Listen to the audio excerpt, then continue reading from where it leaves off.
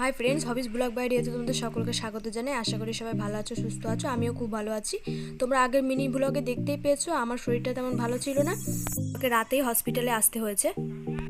তো দেখো, হসপিটালে এসে আমি বেশ হাসি খুশিই ছিলাম।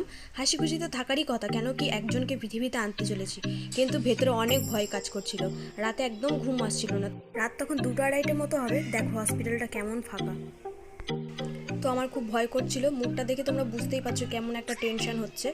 তো এইদিকে মাসি এসছে, আমার সাথে দিদি এসছে। দিদি মাসি ওরা বললো যে ঘুম না এলেও একটু শুয়ে থাক, দেখবি ভালো লাগবে। তো আমি দেখো শুয়ে আছি, কিন্তু ঘুম একদমই আসছে না।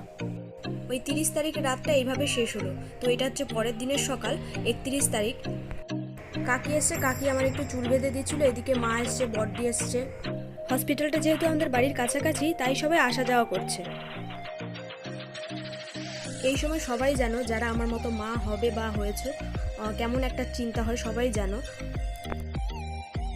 এখন শুধু অপেক্ষাই করে যেতে হবে। শরীরটা খারাপ, তো ডাক্তার বললো যে একটু হাঁটাচলা করতে।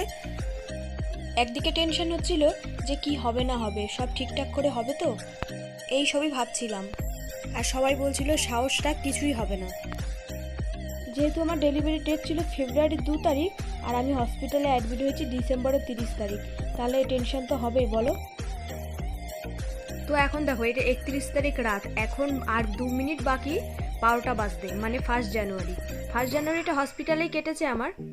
হসপিটালে অপেক্ষা করতে করতে 2 দিন কাটিয়ে ফেলেছি। তারপর রাতে শুয়ে পড়েছিলাম। এটা হচ্ছে 1 জানুয়ারির সকাল। আমার হাজবেন্ড এসেছে, ও আগেই আসবে বলেছিল। আমি বলেছিলাম না, এখন আসতে হবে না।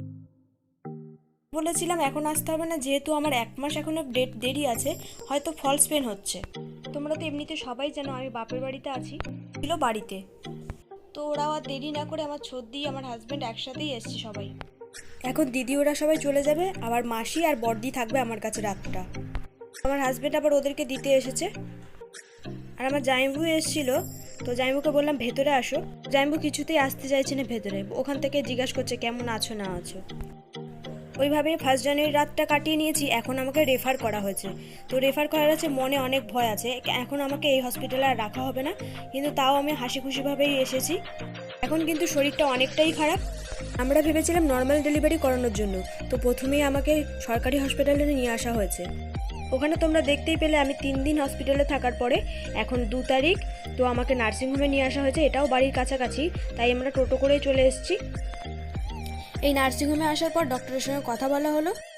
ডক্টর আবার বলল যে যেহেতু 1 মাস দেরি আছে, তো এই সময় সিজার ছাড়া তো কোনো কথাই নেই, নর্মাল ডেলিভারি কোনো অপশন নেই। আর বললো যে উনি নাকি থাকবে না, যেহেতু নার্সিংহোম বন্ধ থাকবে, তাই উনি সিজার করতে পারবে না। তাই আমাকে এখন অন্য জায়গায় নিয়ে যাওয়া হবে। দেখা হচ্ছে পরের ভিডিওতে, নেক্সট পার্টে।